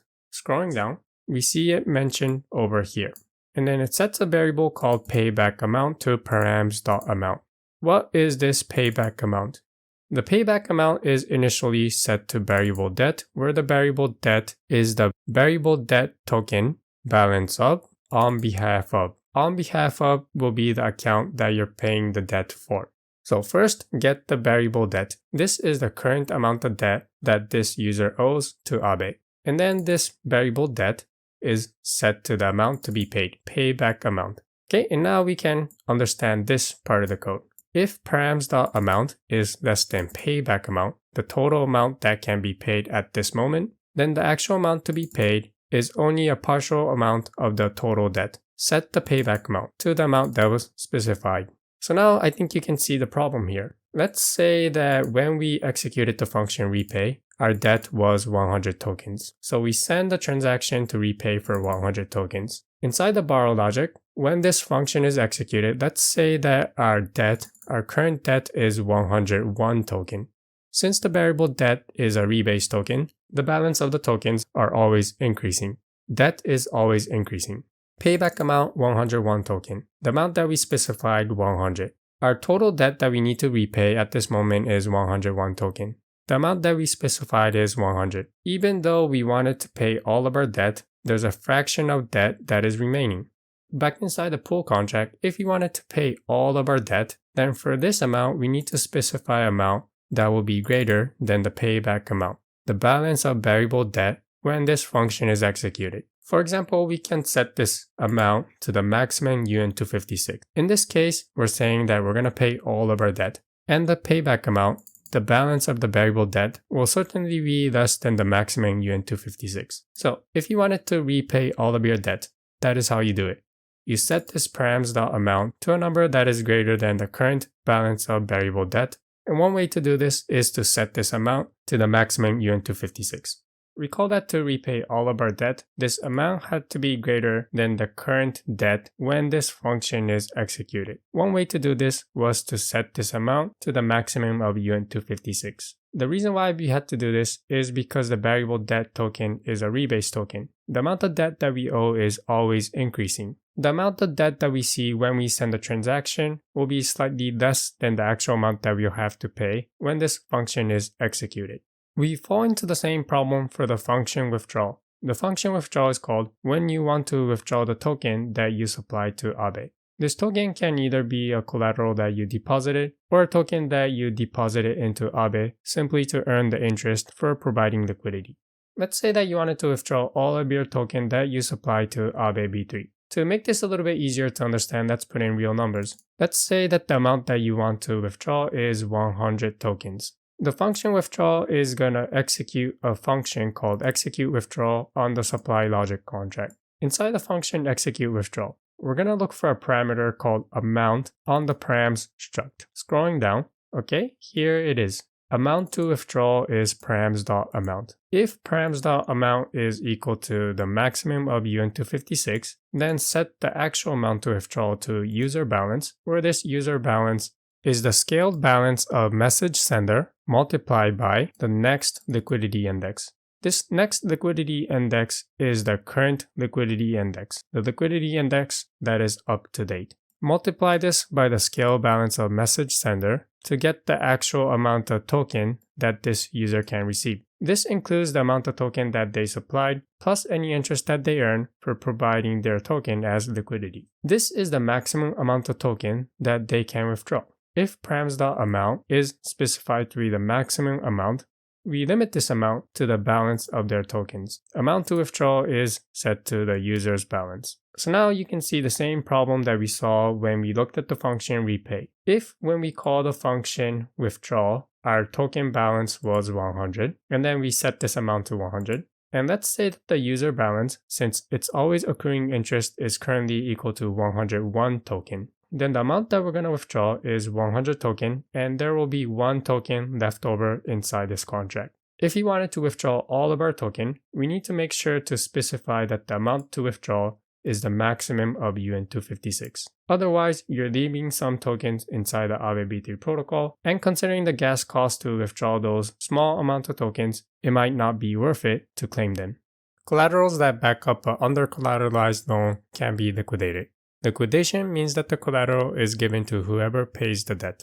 The amount of collateral to be liquidated is determined by what's called the close factor. The close factor is the maximum percentage of debt that can be paid during liquidation. In the current implementation of the Aave V3 protocol, there are 2 cases for the maximum amount of debt that can be repaid. The default is 100% of the debt. All of the debt can be paid. And then there's another condition where it will only allow up to 50% of the user's total debt to be repaid. For the rest of the video, I'll explain what this other condition is and what it means for 50% of users' total debt can be repaid. The first condition is that the collateral to liquidate and the debt to repay both must be greater than a constant called min base max close factor threshold. This is currently set to 2000 USD. You can think about this as the USD value of the collateral to liquidate and the debt to repay both must be greater than 2000 USD. The next condition is that the health factor must be greater than 0.95. Recall that for collaterals to be liquidated, health factor must be less than 1.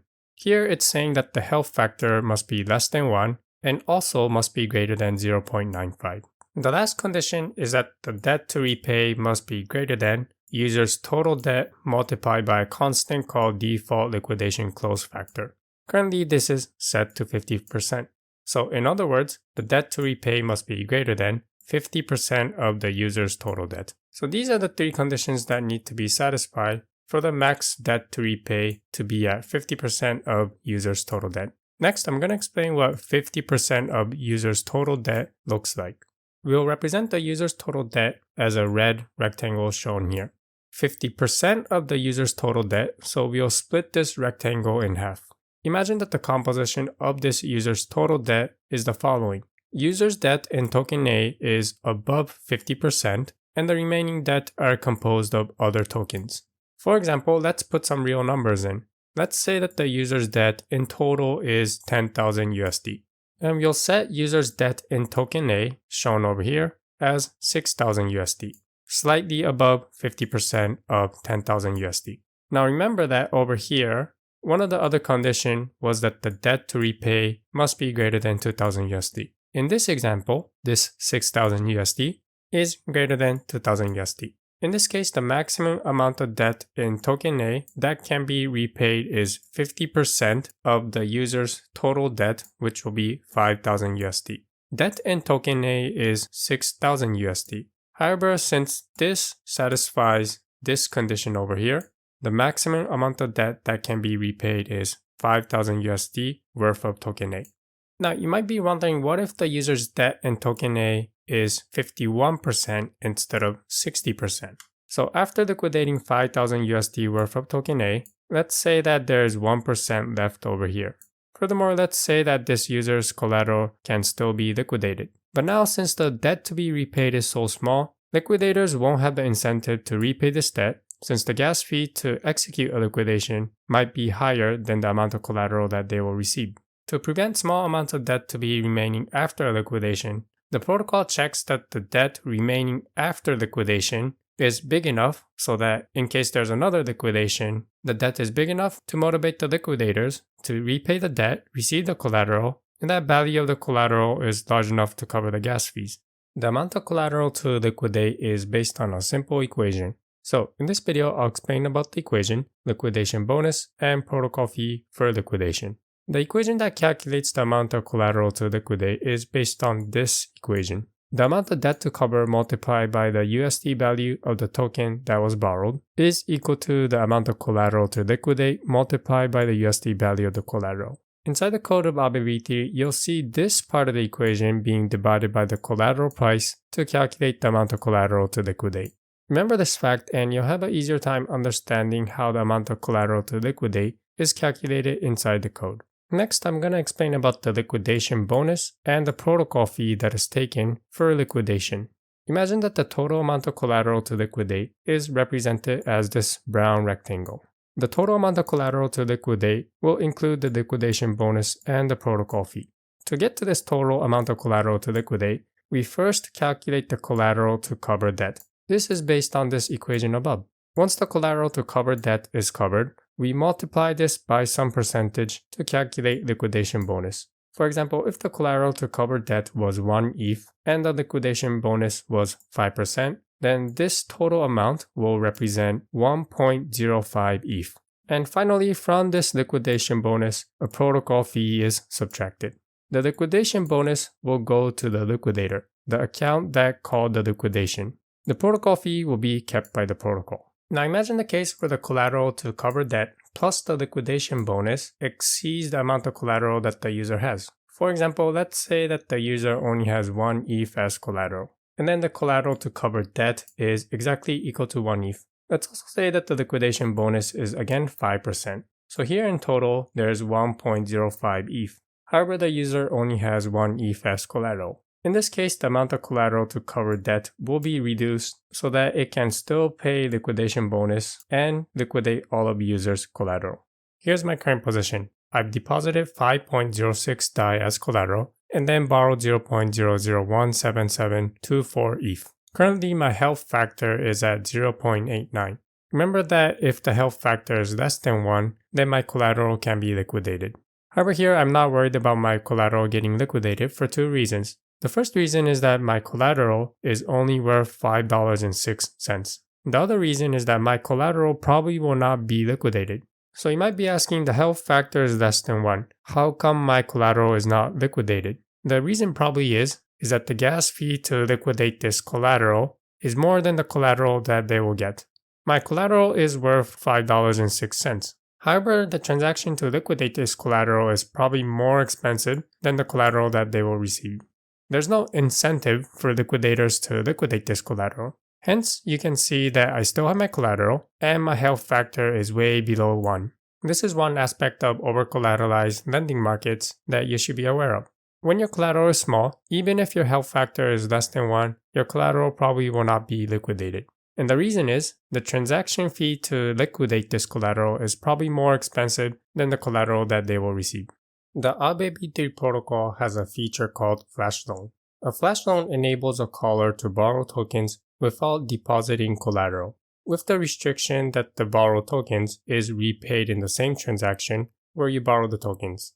Inside the pool contract, there's 2 ways to get a Flash Loan. You can call the function Flash Loan to get loans on multiple tokens, or you can call the function Flash Loan Simple to borrow a single token. In this video, I'll explain how the function Flash Loan Simple works. So to borrow a single token using Flash Loan, you would call the function Flash Loan Simple. The main function that is executed is called flashloanlogic.execute Flash Loan Simple. This function is located inside the library called Flash Loan Logic.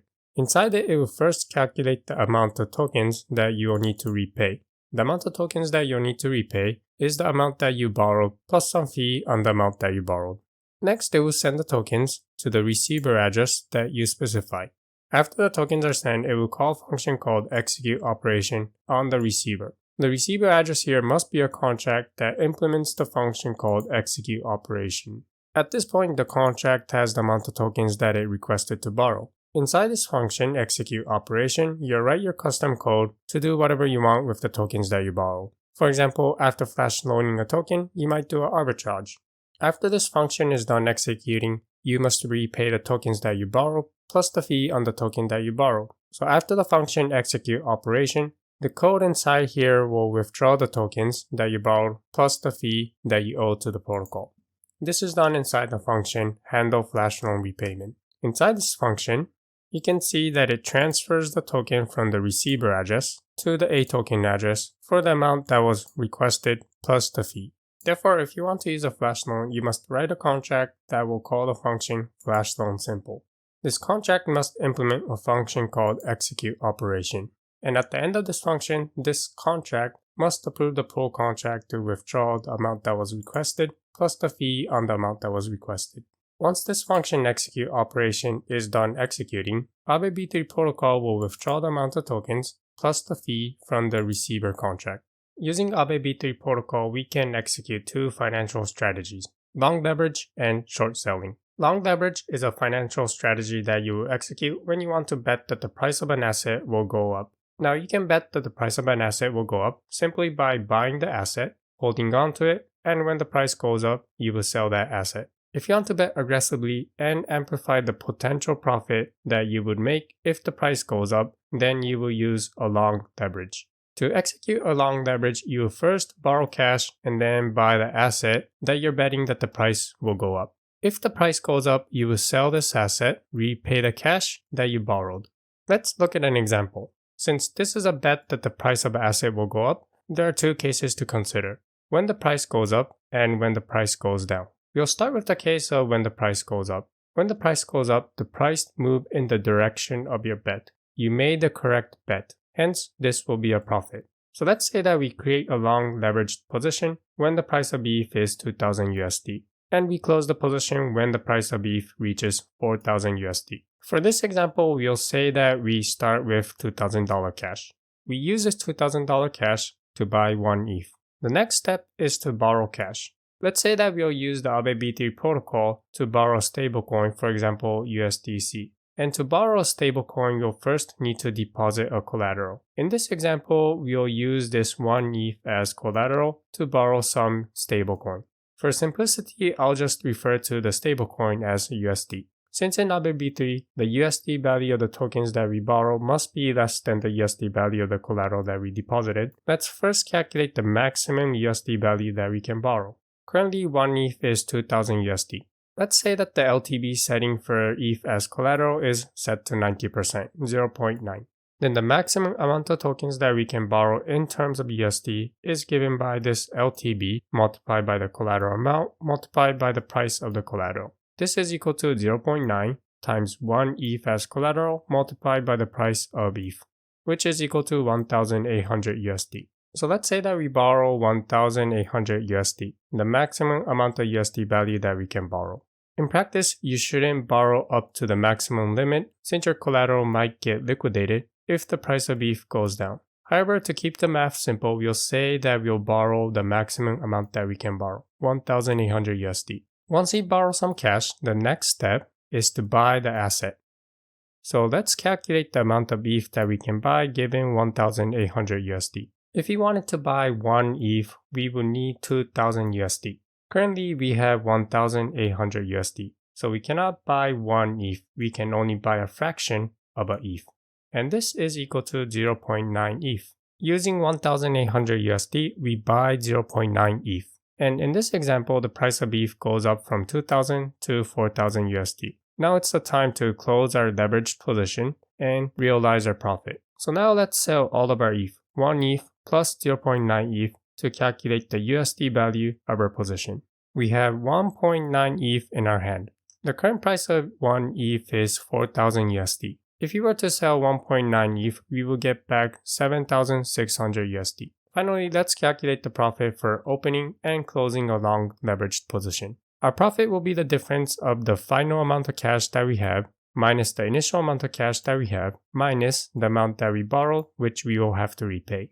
The final amount of cash is 7600 USD. And assuming that there is no fee for borrowing, we pay the 1800 that we borrowed. And finally, we subtract the amount of cash that we initially had. This is equal to 3,800. If we simply bought 1 ETH when 1 ETH was at 2,000 USD and then sold this 1 ETH at 4,000 USD, the profit that we will make is 2,000 USD. However, by taking a long leveraged position, we amplified our profit from 2,000 USD to 3,800 USD. So this is the case of when the price goes up. When the price goes up, we make a profit. What happens in the case when the price goes down? When the price goes down, we will make a loss, and this loss will be amplified compared to simply buying the token and then selling it after the price goes down. For example, let's say that we buy 1 ETH when the price of ETH is 2,000 USD. And then we'll close this long leveraged position when the price of ETH is 1,000 USD. Again, we'll start with $2,000 in cash. We open a long leveraged position. We start out with 2,000 USD and then buy 1 ETH. Deposit this 1 ETH as collateral to borrow USD from Aave V3 Protocol. In this example, we can borrow up to 1,800 USD. So we borrow the maximum amount that we can borrow and then buy ETH when the price of ETH is 2,000 USD. We can buy up to 0.9 ETH. Let's say that the price of ETH didn't go up. The price of ETH went down to 1,000 USD. So now we want to close this position before our loss gets any bigger. We sell all of the ETH that we have. We have 1.9 ETH. 1 ETH over here plus the 0.9 ETH over here. The current price of ETH is 1,000 USD. So we get back 1,900 USD in return. Finally, let's calculate the loss after closing this position. 1,900 is the final amount of cash. We repay the 1,800 that we borrowed. And finally, we subtract the initial amount of cash that we had. This turns out to be minus 1,900 USD. Let's compare this with the loss that we would have made if we simply bought the token at 2,000 USD and then sold it at 1,000 USD. In this case, the loss will be 1,000 USD. However, by taking a leveraged position, our loss is amplified. Our loss is minus 1,900 USD. So in summary, to open a long leveraged position, we will first borrow cash.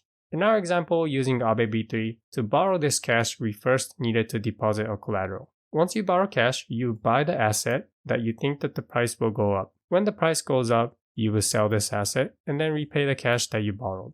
We saw in the two examples that long leverage can both amplify the profit and the loss. The other financial strategy that you can execute with the Aave V3 protocol is called short selling. Short selling is a financial strategy that you can execute when you want to bet that the price of an asset will go down. For example, if you think that the price of ETH will go down, then you can short ETH to potentially make a profit. If the price of ETH actually goes down, then you'll make a profit. To short an asset, you first borrow the asset and then immediately sell the asset. Later, when the price of the asset goes down, you will buy it and then repay the asset that you borrowed. Since you're selling the asset at a high price and then buying it back at a lower price, the difference will be the profit. Let's look at an example. Now, since this is a directional bet on the price of an asset, you will make profit if the price of the asset goes down. And if the price of the asset goes up, then you will make a loss. Let's begin by looking at the case when the price of the asset goes down. In this case, you will make a profit. Let's say that we create a position to short an asset when the price of 1 ETH is 2,000 USD. And then we close our position when the price of ETH has gone down to 1,000 USD. In this example, we'll say that we start out with $2,000 in cash. On Aave, we use this $2,000 as collateral to borrow ETH. So let's calculate the amount of ETH that we can borrow if we were to use $2,000 as collateral when the price of 1 ETH is at 2,000 USD. Let's first calculate the maximum amount that we can borrow in terms of USD. And then we'll convert that into the amount of ETH that we can borrow. Let's say that the LTV setting inside the Aave V3 protocol for USDC is set to 90%, 0.9. The max borrow in terms of USD is given by LTV multiplied by the collateral amount multiplied by the collateral price. This is 0.9 multiplied by 2,000 USD that we put in as collateral, and here we'll assume that the price of 1 USDC is equal to $1.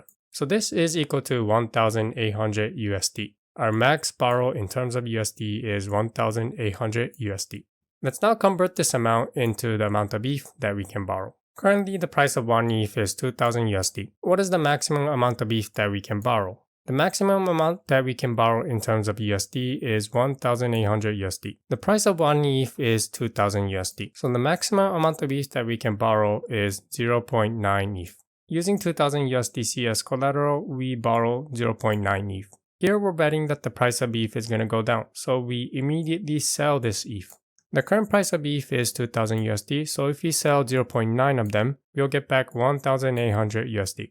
We wait a while and let's say that the price of ETH has gone down from 2000 to 1000 USD. Let's now buy back this ETH. We borrowed 0.9 ETH, so let's buy back 0.9 ETH. Now here for simplicity, we're assuming that the fee on borrowing is equal to 0. In reality, if you borrow 0.9 ETH, then you'll have to pay the amount that you borrow plus some interest. Once we have this 0.9 ETH, we'll repay this. We borrowed 0.9 ETH, so we repay the 0.9 ETH. Now let's calculate the profit that we made.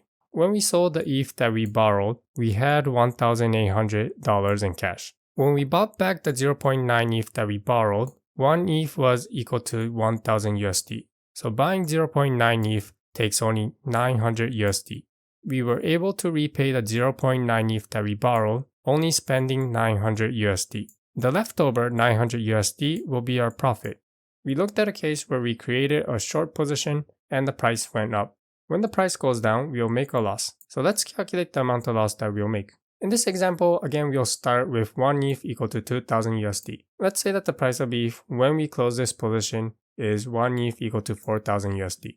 Again, we'll say that we start with $2,000 in cash. The strategy that we'll execute will be the same. We have 2000 USD in cash. We use this as collateral to borrow 0.9 ETH, and then we immediately sell this 0.9 ETH. When we sell this, 1 ETH is 2000 USD, and then we sell 0.9 of them. So we get back 1800 USD. Later on, we close our short position. We borrowed 0.9 ETH, so we need to repay 0.9 ETH. So we'll buy 0.9 ETH and then repay the 0.9 ETH that we borrowed. Since the price of ETH did not go down, it went up, we'll make a loss. Let's calculate the amount of loss that we made. When we sold the ETH, we got back 1800 USD. We need to buy back this 0.9 ETH when 1 ETH is equal to 4000 USD. 0.9 times 4000 will be 3600. So to buy back 0.9 ETH, we'll need to pay 3600. Taking the difference, our loss is minus 1800 USD. Now there's actually two topics that I don't teach in this course: max leverage and flash leverage. When you create a long or a short position, you can actually repeat the process over and over again to amplify your long leverage or your short selling position. The maximum amount of leverage that you can create using over-collateralized loans is described by this equation. There's also a technique called flash leverage, which will use flash loans to create the same leveraged position. Both of these topics are explained in the course Rocket Pool ETH Integration, currently under section 3 called Aave Flash Leverage. So if you're interested in how the equation for the max leverage is derived, or how to use flash loan from Aave to create a leveraged position, or the math that describes the amount of flash loan that you'll need to take to create this leveraged position, then check out the Rocket Pool ETH Integration course under section 3 Aave Flash Leverage.